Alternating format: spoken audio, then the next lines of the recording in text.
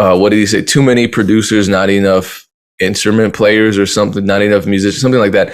Are there really not enough people who play guitar or piano or violin these days? There are billions of people on earth that play instruments. Is rap music really suffering today because Murder on the Beat can't play clarinet? I'm just, these takes are not grounded in anything, and I don't know Ebro personally. It just, he knows better. Okay, I'm just going. All right. What's going down, everyone? It's the Music Entrepreneur Club podcast, episode 119. That's very R&B-ish. We're going to get into highway names soon, and maybe we already are there. I don't like driving. I'm joined by the regulars now. It's a whole team. It's not just a lonely duet. Erinn stuck around the third week, so things are looking up for us here at MEC. How's everyone feeling? Great.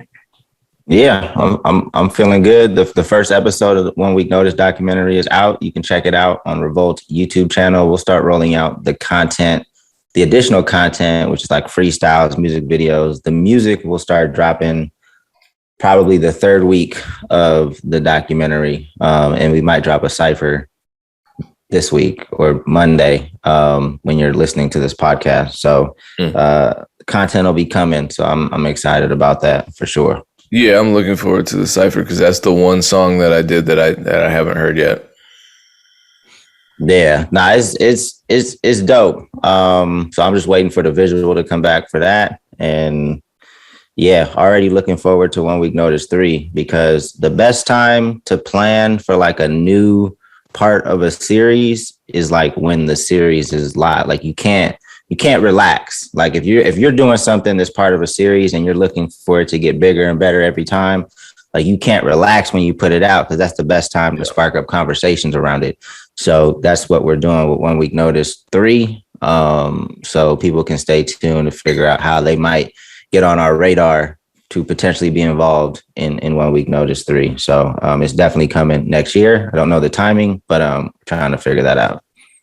Speaking of not relaxing, the people on Instagram do not relax when it comes to commenting on our content. And I think you and Erinn have been dealing with that a lot lately. I had a break. I had a week of not so much controversy, at least on the MEC page. My personal profile is an entirely different story, but the management taking 20 to 50% conversation, that was contentious, right? Indeed.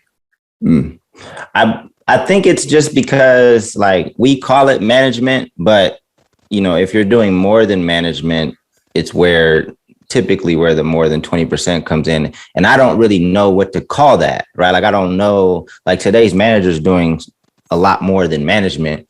So, but we're still calling it a manager taking more than 20%. So when somebody hears that without hearing the context or understanding all the duties and responsibilities involved, they're like, a manager's taking more than 20%. And then they start going crazy.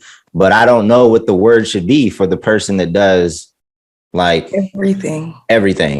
Karen Civil, I think, right? Because she'll get you shows, she'll get you blog placements, a personal trainer, a makeover, Botox. She'll get you all that for $60,000. So yeah, if you're a Karen, you deserve more than 20%. A music industry Karen. That term. So yeah, I don't know, but so it wasn't clickbaitish on purpose. I really just don't know what the term should be. You know, I always say managers are the business developers, but even that's kind of vague, and it's like, what does that person do, right? So yeah, I think it's hard to be a manager at that level though, and not offer way more. I mean, and I've seen it a million times where the artist is small. There's no reason anyone should be managing them other than the fact that they have a vision and they really are invested in seeing this artist grow. And so it's the artist is at the stage where, just like the manager, they may not know much And so I think not knowing is more, and not being experienced in the business is incentive to do more and learn more. And that's a great time to I think have a manager, because if they don't know any better, they're going to go extra hard. And it's sometimes it goes the opposite way. But the way I've seen it with managers who actually have good heads on their shoulders and good hearts in their chest, they go above and beyond. I've seen managers be booking managers, simultaneously handling business, handling contracts, and then even driving artists on tours. And unfortunately, in those instances, they've dissolved because the manager wanted 20% and the artist said that was too much. I'm like, he's driving you in a vehicle, so you don't have to drive to an event that he negotiated the fee for and booked you for. And you don't want to give up 20%. So I am not surprised that people were upset at the mere notion that perhaps 20% isn't enough for certain managers. And that's the reason I don't want to manage. I saw that shit where it's like, I am not driving you around like a chauffeur and handling booking and handling doing stuff that a manager is supposed to do, and handling branding and artist development and arguing with you about all of this because you don't understand how this works and you don't even believe in yourself the way I believe in you. I'm not doing that for 20%. I'm not doing it for 80%. I'm done with that. So right. I got some PTSD from reading those comments. So I stopped, but I'm sorry for both of you. Yeah. I mean, it doesn't bother me. I feel like, the discourse, I'm not the rightest person. I'm not the only person. I don't mind it, but it's weird to me when people with absolutely no experience want to argue me down. And it's like, I'm doing all the things you said, like, especially like 2019, booked every tour, drove. It was my artist. I booked the tour. I promoted each local date, or found a promoter who had never thrown a show and taught them how to promote the date for me remotely. Then I was the driver. I was booking the Airbnbs, and we would be an hour out from the city, and my artist would be like, "Yo, E, what are we eating?" What? What? Like, I'm literally on the phone, like, negotiating deals for them, because like, this is right when one of my artists was signing with Def Jam. Then I'm on the road with two of my other artists. You know what I'm saying? Like, I'm doing all of this. And yeah, so like, and back then I was taking 20%. And the reason I tour managed was so I could make more money. So I take the tour manager fee. I was waiving a ton of other fees. I waived the agency fee. Do you know what I'm saying? So it's like, when I say the 50%, people think I'm coming in straight up, but it's like, no, like, I'm the merch fulfillment company. I get a percentage for that. I'm the booking agent. I get a percentage for that. I'm the manager. I get a percentage for that. And to avoid a conflict of interest, I set up different companies, right? And then I have to pay a staff so that I'm just the owner, but there's also an agent. You know what I'm saying? So it's like, I have to make the money because I'm setting up a system for everybody to win. You don't have to take the options, but most people would prefer it. And it's weird to me that people are on the internet saying a manager is taking too much, when I'm literally letting my artists own their masters and creating a way that they don't have to go to a label, but will jump at the opportunity for a label to own 100% of what you're doing and give you back 14% after you recoup. I finance the tour. What is the difference between a label just giving you a small advance and me financing a 16-day tour? Do you know what I'm saying? Like, yeah. I think the whole thing is insane. It's insane. You gotta really. It is, absolutely. And you'll see an artist clear a bunch of money on tour and think, well, I don't think the manager should get any of this. And if they are going to get something, it's going to be a whole argument leading up to the point where we finally negotiate down from whatever I signed previously that outlined that this management would get 20%, possibly an additional percent. It's like people, I don't know. This is why I don't manage, because, the contracts don't mean anything. The work doesn't mean anything. The success doesn't mean anything. And like I'm sure you've seen, Erinn, you walk away from that situation and everything crumbles. And it's like, yep. There you have it. So many I times was it's important. happened. It's happened. And I like literally have experienced that where you get a huge deal in place. And as soon as you sign the paperwork, and then the artist will immediately call you and be like, so like you're taking 20% of this, or you're taking 15% of this. And it's like, yeah, like you didn't even know this deal was on the table until 2 weeks ago. It's been a 6-month process. You know, like I'm low-key dealing with that right now with the brand partnership, and not that they don't want to give me my percentage, because I negotiated my own with the partner, but they're kind of like, well, I'm not really feeling the deal anymore. And I'm like, what? Like, this is free money. What are you talking about? I don't know. Artists are crazy. I'm backing up from management. They're insane. I think it's a lot. So two things. One is this whole like self-made, like artist needs to own everything. Like it's really corrupting the business, because that's not how it works. Like nobody's self-made, but you get it in your head that you need to own everything, you need to control everything, you need to be the boss. But like, okay, if that's what you want, then you have to replicate all of these services yourself. Like don't rely on a team, because if as soon as you bring in a team, you're going to need to share, and sharing is not popular. It's like being self-made and owning 100% of everything is popular. But the other thing that I would just warn managers for that are doing a ton of things in the beginning, you have to communicate with your artists that that's not going to be the case forever, right? Because this kind of bit me, because in the beginning, like same thing, I drove, fake security guard, like selling merch, like I did everything. And as soon as Hop didn't see me on the road as much, because we grew to a point where we can put people in these roles, he assumed I wasn't doing as much, right? I was like, well, I was doing way more than I was supposed to in the beginning. I'm not supposed to be on the road. Like that's a tour manager. I'm not supposed to be selling your merch. Like we have funds to pay people to be the merch person. So, artists need to understand, if your manager's wearing 20 different hats in the beginning, don't set that as the expectation. As you grow, there should be other people in those spots. I'm still doing more work than I've ever done before. It's just being allocated to different things, more strategic things, branding, having, conversations with people to grow the business. And I think that's one of the things that definitely kind of caused confusion in our situation, because just because I wasn't on the road, he was like, well, why do you get a percentage of the tour money if you're not on the road as a tour manager? I was like, that's not how this works, bro. It's not a thing. So just be careful of that for managers that are wearing 85 different hats right now. It's called artist withdrawal. I'm experiencing it right now. I'm like, yo, I set y'all up. I can't be here having every conversation. I'm not showing up to every interview, every tour date. Like, yeah, they don't get it anymore. But yeah.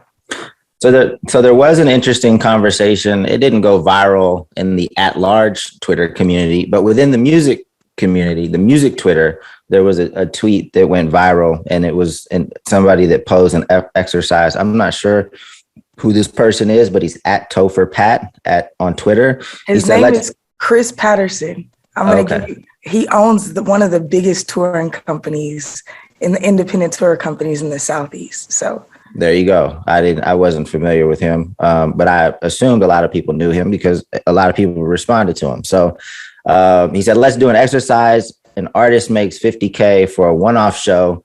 Please share the budget breakdown, including the following. So management, agent, DJ, security, photographer, tour manager / road manager, flights, hotels, ground transportation. Now, before we jump into that, are there any expenses that you think we should include to this list that are currently missing?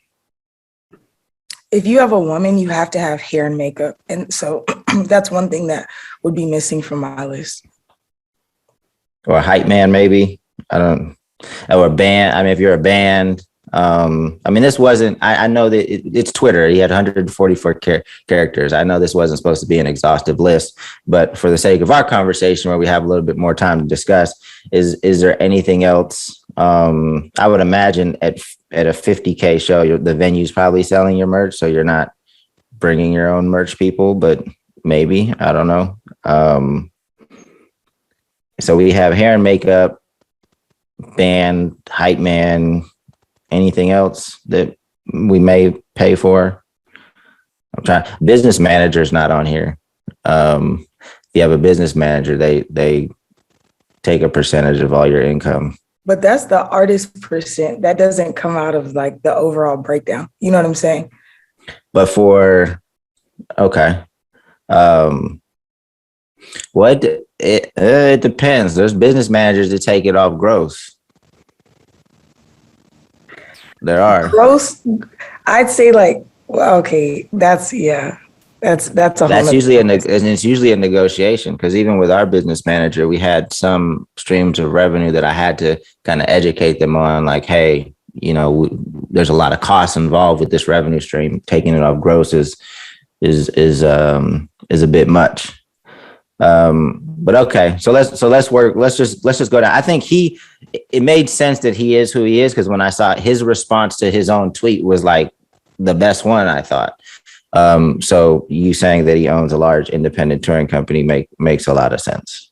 He's Janelle Monáe, Jadena Black, Summer Walker. Like, he does all of their touring, and he has a company where he puts tour managers on the road and trains them. So he's based in Atlanta. He's very experienced. Got you. Okay. So first manager, what percentage is that to you? 20%. Off growth, because the gross versus net discussion obviously is super important. So, and there are a lot of managers that take off the gross. I think it's actually normal, but the conversation needs to be had. Like, is it for you, Erinn? Is it a 20% gross percentage, or is it net percentage? It depends on the booking. If it's an all-in, which he said, let's assume this is all-in. If it's all-in, I'll do less travel. But even sometimes if it's a big deal, like with a deal, like a 50K deal, I'm doing gross because there's so many. Yeah, with a 50K deal, I'm doing gross, because with a 50K deal, I have to work way harder as your manager, because after your agent negotiates it, there's a ton of logistics that I'm running and dealing with. So I'm taking gross. But if it's a smaller deal sometimes, and there's a lot of travel expenses, I'll do less travel, but I'm not doing net on a deal like this, because artists are taking home maybe 15,000. I'm not going to do 20% of 15,000 on a 50K deal. But sometimes I always do after the agency fee though. So I would actually be doing 45,000, not 50,000. Got you. And then the agent 10% is typically pretty standard. I would imagine, like, once you get to like super big, you might be able to negotiate that, but we never got to a point where we negotiated the 10% down. And have you ever negotiated the 10% down for the booking agent? No, because we're either with WME or it's me.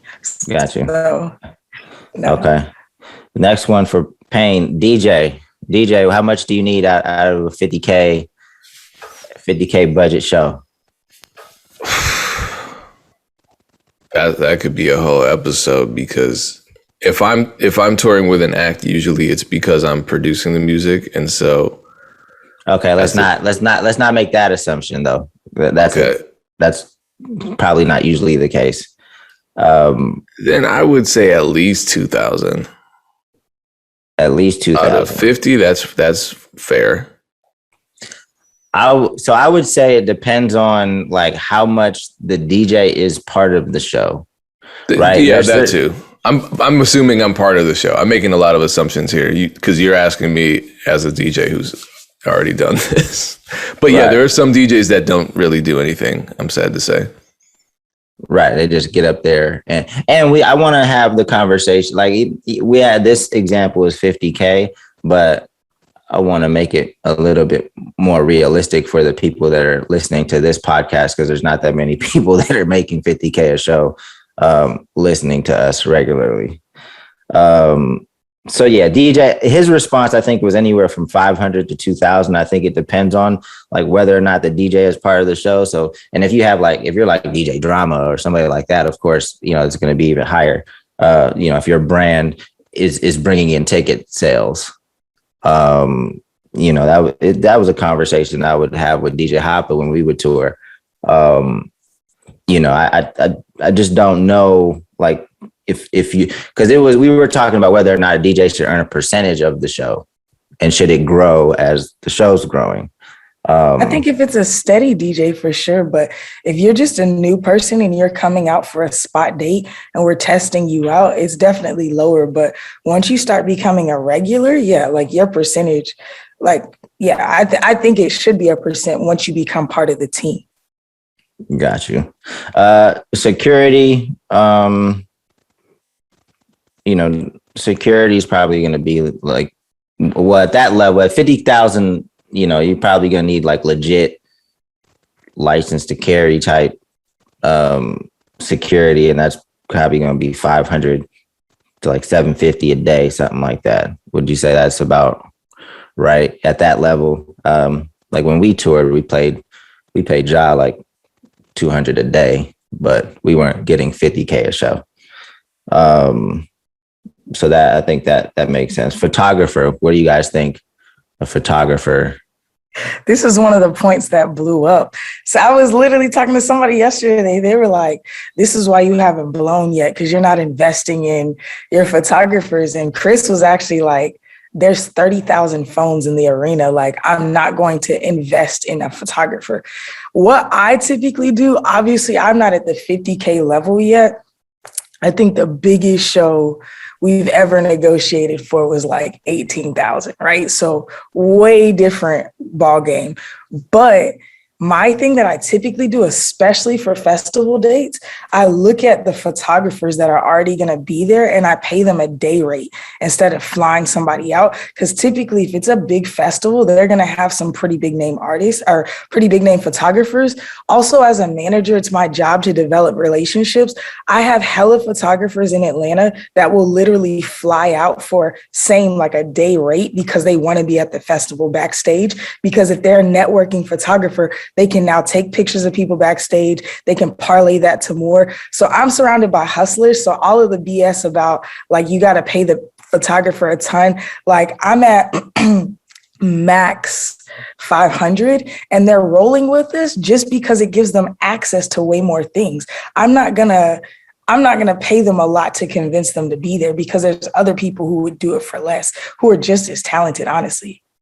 And I'm into developing people too. So if they're a big name and they're trying to like stick me up, then I'm going to be like, I'll catch you next time. And if they're not a big name, then they're not trying to stick me up because they want the relationship. So that whole thing was weird to me. At max 500. And I'm probably not paying for their flight, honestly. It's either or. Right. We would probably pay for the flight. But I would assume this person is taking video too, like video slash photography. If they're doing that, sure. We can do 750. Okay. That makes sense. Here's where I totally disagree with a lot of the responses with the tour manager / road manager.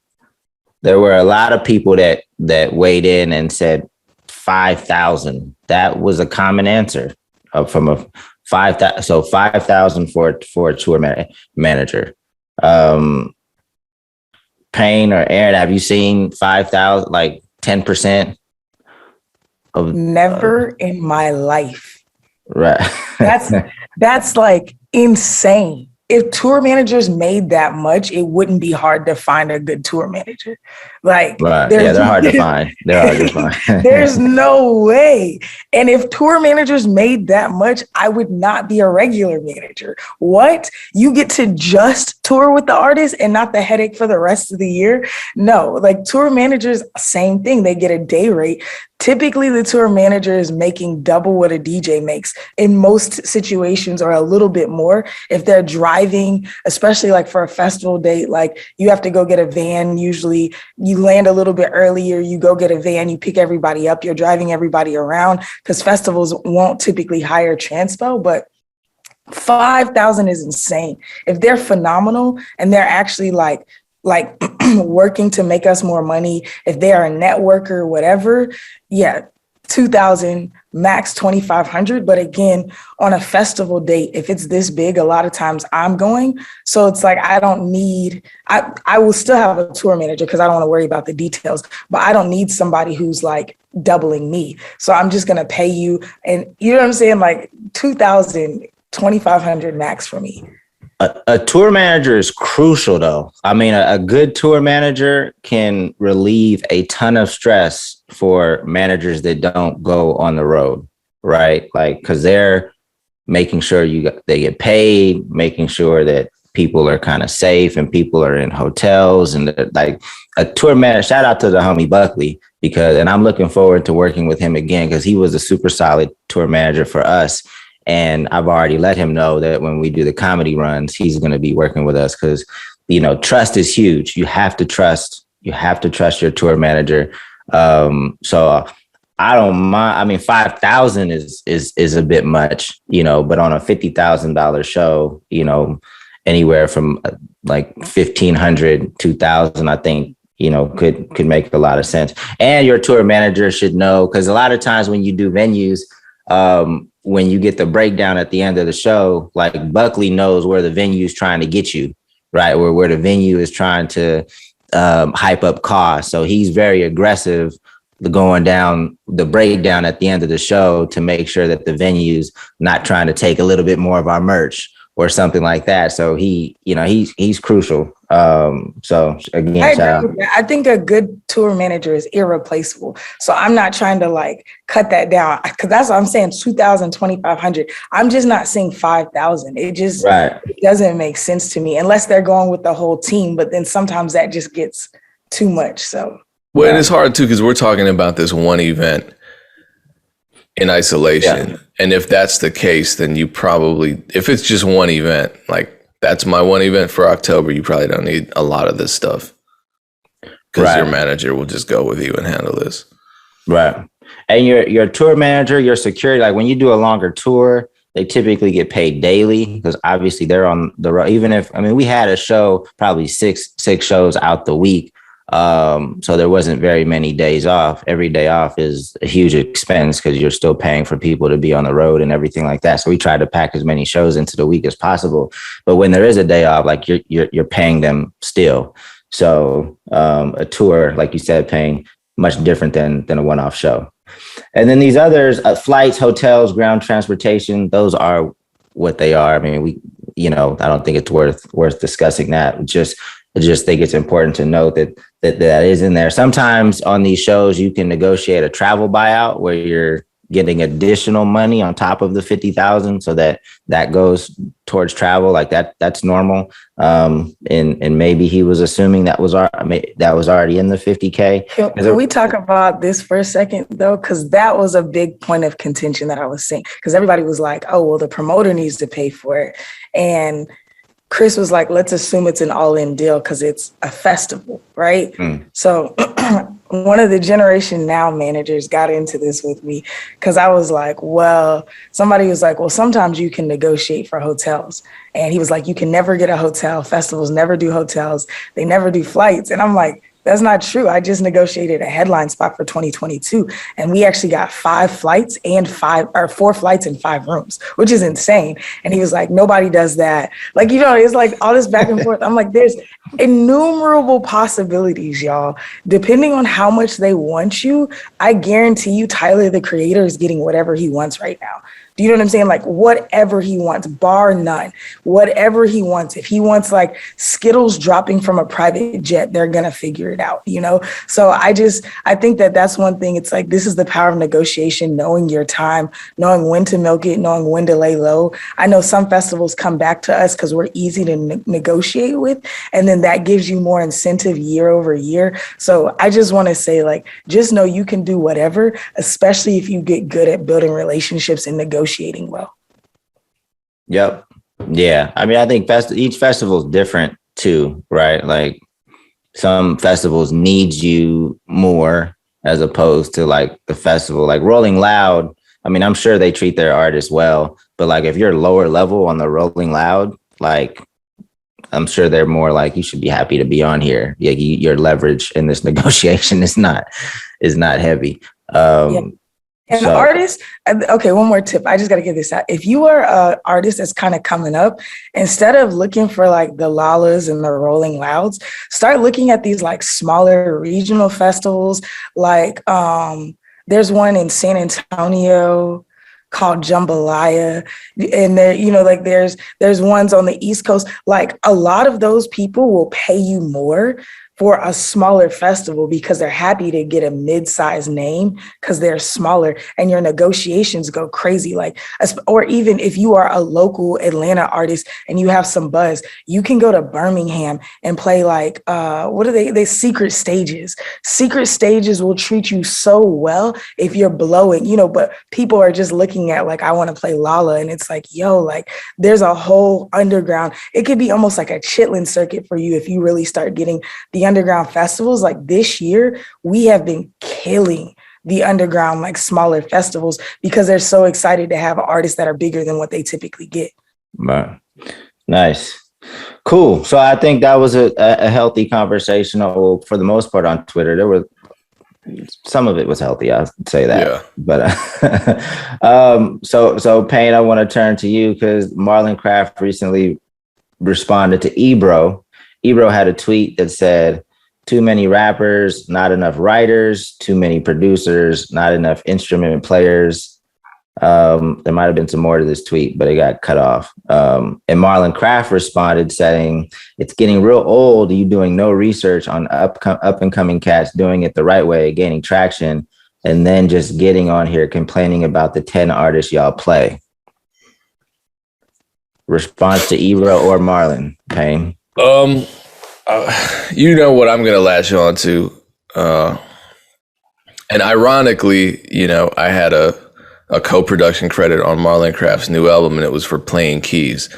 So I'm looking at this Ebro tweet sideways, as I look at a lot of tweets. And in response to that, there's a tweet by Bittersweet Lovin' that says, agreed, I'm sick of it. Bring back the band's live instrumentation, authentic musicianship, and composers. So this is just basically another word vomit tweet. And the response that I like was, and I'm probably mispronouncing the name, Kelechi, Kelechief. Kelechi. He said, Rick Rubin don't play instruments. Khaled don't play instruments. Timbaland making beats with cups and pencils. Ebro, this take could be so much better. Respectfully. I think it's great that Ebro is that bored and that relaxed that this is the tweet he has to come up with, because hip hop didn't come from bands. We know where it came from. It came from making something out of nothing and technological ingenuity, I should say. Like Flash and Herc revolutionized music without playing a single traditional instrument. And that's where every single one of us comes from. If you're going to act like you don't come from that, then just don't even be a part of the culture. Just don't. Just say you want to do some other stuff, which is fine. Hip hop music was at once disruptive and simultaneously carrying on this amazing longstanding tradition of Black music. And it's this intergenerational thing that has just continued to grow. So I respect that because that's what I've been doing for most of my life. And let's be honest, what happened to every single element of hip hop? DJing was hated on by the mainstream. Kirk wasn't playing in the top clubs. And when people saw DJs doing stuff like mixing and juggling and scratching, it was like, oh, why are they doing that? They're ruining their records. Rapping to this day isn't considered quote unquote real music by a lot of people, mostly racist, but it's a stupid conversation that won't die. And especially at the beginning of hip hop, it's not musical. There's no melody, blah, blah, blah. Okay. Graffiti, don't even get me started on that. That wasn't considered high art. That wasn't the point anyway. Breakdancing, was that adopted by the ivory tower of modern dance? Hell no. So, Ebro, what are you talking about? It's an engagement tweet, I guess. But realistically, just to address his point about not, what did he say? Too many producers, not enough instrument players or something, not enough musicians, something like that. Are there really not enough people who play guitar or piano or violin these days? There are billions of people on earth that play instruments. Is rap music really suffering today because Murder on the Beat can't play clarinet. I'm just, these takes are not grounded in anything. And I don't know Ebro personally. It just, he knows better. I've seen amazing videos, amazing interviews that he's given. They did this demo with Grandmaster Flash. And it was simultaneously a DJ demo and a history lesson. It was amazing. I don't even think Ebro himself believes everything in this tweet. I don't. Yeah. So this is kind of social media. This is, I guess, the game when it comes to getting engagement. And I think it's unfortunate, especially when you're potentially undermining the culture that you love and practice just to get clicks and engagement. But again, it's hard out here on these social media platforms to get engagement with straightforwardly factual or authentic and heartfelt tweets. I don't know, but shout out to Marlon Craft anyway for just being disruptive and confrontational in his own market against a media giant. That was a risk. Yeah, I don't think Ebro was doing it on purpose. I just don't think he thought it all the way through. It might have just been like a quick tweet. My thing is like, Ebro has influence. He has a platform, and there's not that, and I tweeted this not too long ago, like there's not that many platforms these days that support independent artists. Like independent artists kind of have to do their own thing and build their own platforms. There's not, I mean, can we think of like what and I'm not saying like there's not small blogs here, like people starting a Discord here that have some impact, but I'm talking about bigger platforms. Like what bigger platforms are supporting independent the labels artists got right all of them. That's the thing. The labels have their claws. The traditional music industry clause, traditional music industry players have their claws in everything. Yeah. I think there are some that do it, but like you said, the majors have it. Like I think Color Studio does a really good job of highlighting independent artists. I think Ones to Watch does a really good job of highlighting independent artists. And there's another one I just thought about. I will say that the majors use it as a pipeline for their brand new artists. But right. I have like even NPR, Tiny Desk does cover independent artists and like not just their Tiny Desk competition. So I think there's ones out there, but it's like there's so few that everybody is grappling for those. And it's hard to get on those. Like let's be honest, like Tiny Desk, Colors, like it's not like, oh, you're dope, you should go there. Like there's typically either a manager that has a connection, or the artist is not independent, they're signed. Like it's hard to get on those platforms. So my thing, like coming back to Ebro, it's like you have a platform, like, and there are people doing whatever it is you think people aren't doing. So find those people and celebrate them. And I know you can't just like bum rush Apple Music and Hot 97 and maybe put them on there, but at least put them on like your personal platform. And like, because whatever you think is not out there, like it's out there. Like there's hella people that play instruments and that are dope. Like I follow a lot of them from the MEC page. There's a lot of dope producers that are part of the BeatStars family that play hella instruments. I can't think of the kid's name right now, but he just did a damn, I wish I'm gonna try to find his name so I can shout him out. But he just did like a Reese's integration, and he definitely plays the keys and much more. I'll try to find him as we're continuing this podcast. But there's a lot of musical folks that are part of the BeatStars family that make beats, and I just wish that we would find these people and celebrate them as opposed to complaining and acting like nobody's out here doing this stuff. Especially when you have a platform that could raise the profile and get other people into it and create an impact. Well, and it's funny too, because if I and shout out to Ones to Watch. I just looked them up. They do get a lot of traffic, and I started kind of Googling some of the artists that they're posting, and they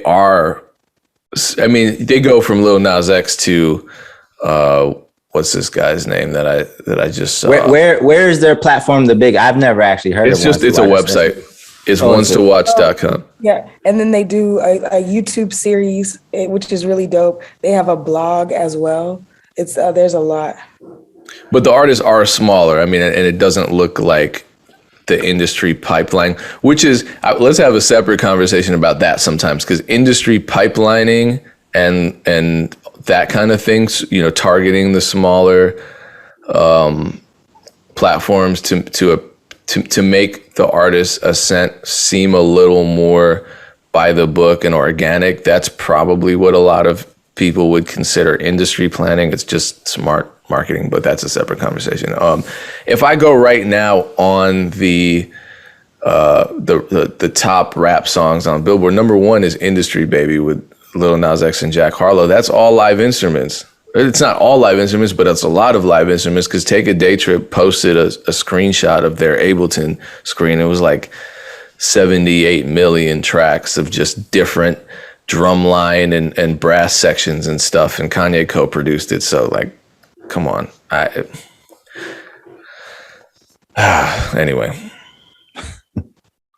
I think that an issue that I see is that gatekeepers have the same laziness that they blame artists for. Like, they're like, oh, you guys aren't doing this. It's like, no, actually, you're not studying, you're not researching. It's the same. It's like at the top and the bottom, the issues are exact same. And the middle is what's sustaining all of this. You know what I'm saying? So I get frustrated with that. I have one of my like industry heroes now reaches out to me like weekly. Hey, send me some music that sounds like this. Send me this. This is what I'm looking for. Like, and when somebody gave him my information, we're in a group chat. I'm like, there's no way this is the person that I'm texting right now. But it's because he's like, I want my ears to be to the ground. I want to be aware. And he's like, my sound has to evolve. So if my sound is only based on what people are asking me for and what I know, then it's never going to evolve. And this is like, yeah, hopefully we end up doing something for real this year and y'all will know it. But like this is what I wish that more industry titans would do. Like, have people around them that they're looking for what's new and what's hot. Like, if you're not going to do it yourself, get somebody who's listening. That's what Coach K does.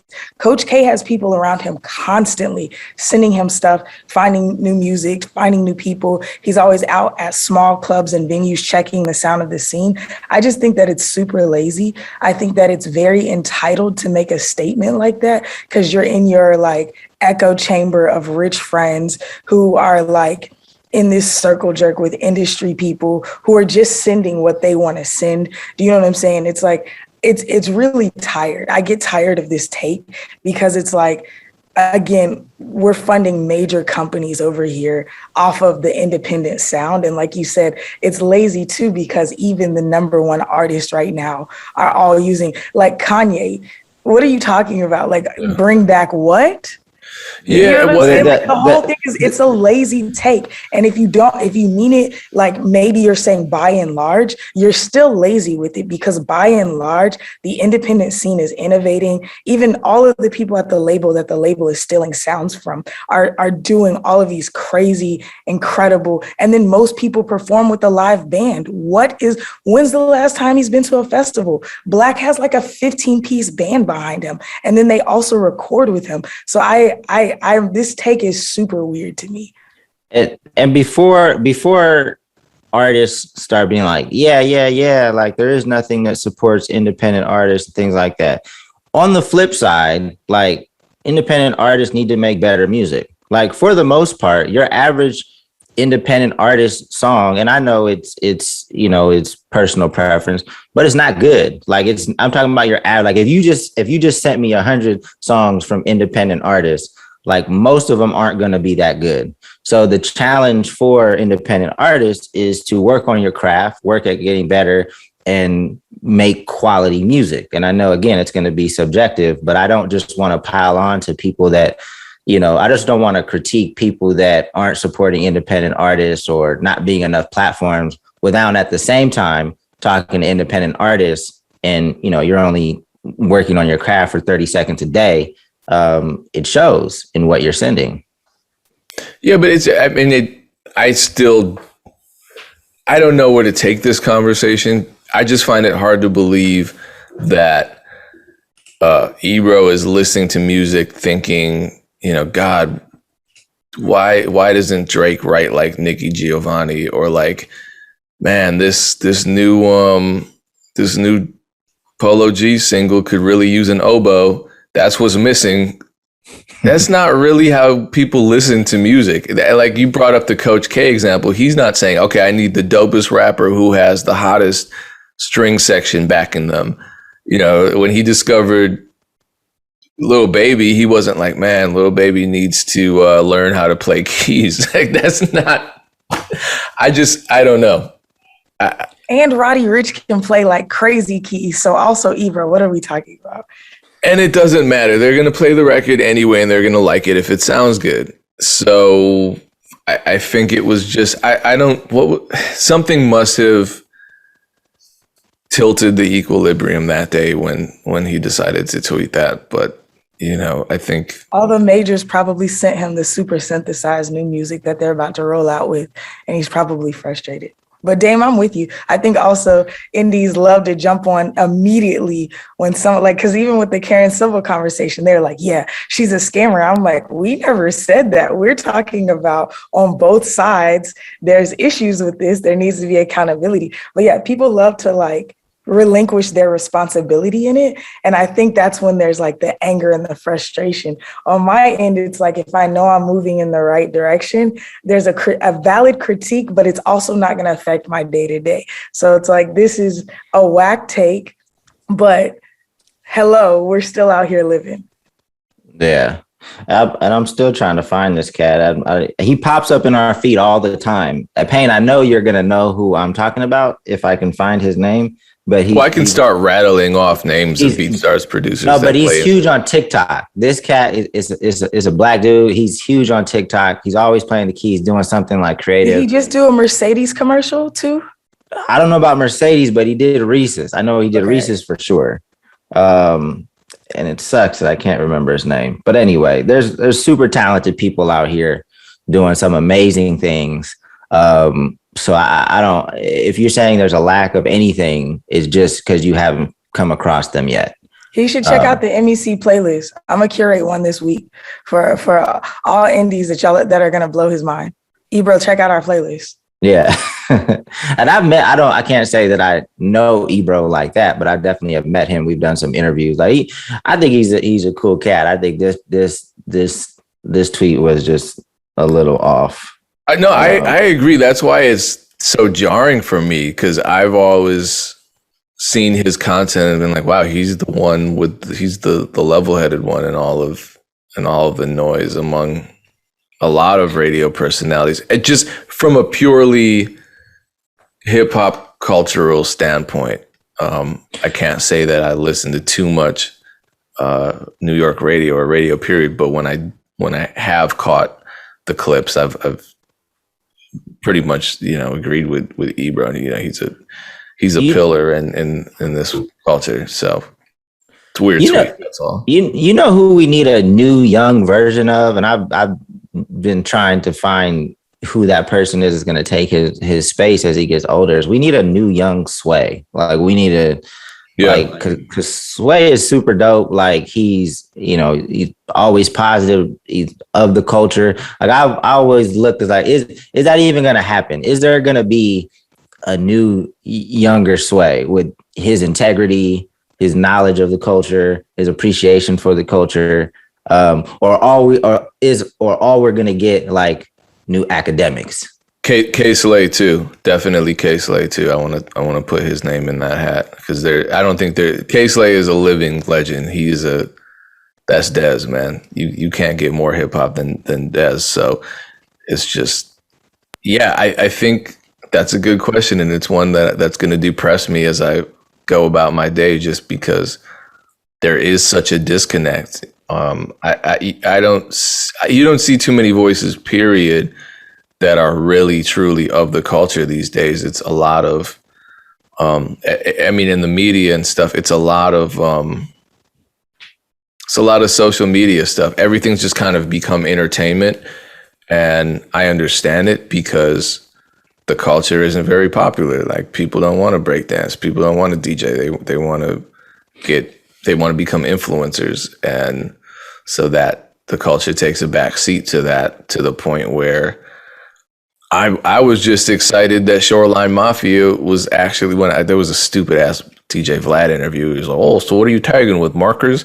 But I was just happy that at least that tradition was carrying on. I'm like, wow, a rapper who actually does more than just rap in the culture. That's cool. That's rare. So and Erinn, let me know if I'm missing somebody. So I'm not talking about, like, I would be happy with somebody that, not that I don't care about all elements of hip hop, but I personally am not that into graffiti or breakdancing. Like, I would just like a younger person that has influence, that has integrity, that does have appreciation for the culture. If there is somebody like that even we can repost or support, that's doing it the right, I'm not gonna say the right way, because that's just my personal preference. But Erinn, let me know if we're missing somebody that is. There's some dope podcasts. I think the mediums have changed, so they're not like as popular, but even like the Mogul podcast, what's the dude who does Mogul? He used to work for, I can't remember, but basically he jumps into, he's highlighting hip hop moguls. It started out with Chris Lighty, and he's going through, but even his podcast is about hip hop culture. Not the Mogul podcast, but he has another one. I can't remember his name. Y'all would know him. He's well known. I think about people like Yo, also he used to be at DJ Booth, and now he has this thing where he's going and he's interviewing like young up and coming artists, but then he's talking about the region that they came from and all those. I think that there's plenty of people out there like really killing it, but I think, again, the mediums have changed, and because media is so expansive now, it's hard to hone in on the next great hero, but there's definitely people spread across the internet that are keeping the culture going. And really, really, like, I've learned a ton listening to some of these, because like I grew up like in the church, and then I started out in rock music. So I missed like a whole era of hip hop that I've like been catching up on most of my life. You know what I'm saying? So I think that, there's a ton of people out there. I think it's just different. And I think that there's like a lot of like studios here in Atlanta who are trying to do that, where they have like these smaller podcasts. They talk about the history of the culture, and they're talking about what's going on now. So I think Sway is unique. I don't think we need another one of him, but I think we need like the new age, like Harold, So I'm with you. I think the culture just has to do a better job of supporting people who are offering alternatives, like you said, to entertainment. Right. Okay. And Mogul is with Gimlet, and actually their Chris Lighty episode was from a while ago. Rest in peace, Chris Lighty. That was on, that was like a big thing on Spotify. Yeah, they had like, I think 2 or 3 more seasons.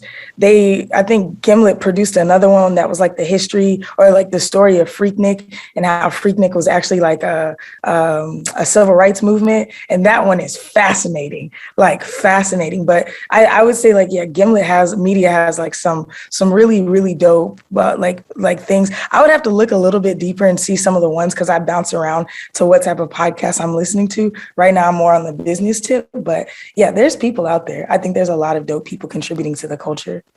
Well, shout out to them, and also appreciate everyone tuning in to our podcast. We kind of have our own niche, but we appreciate it.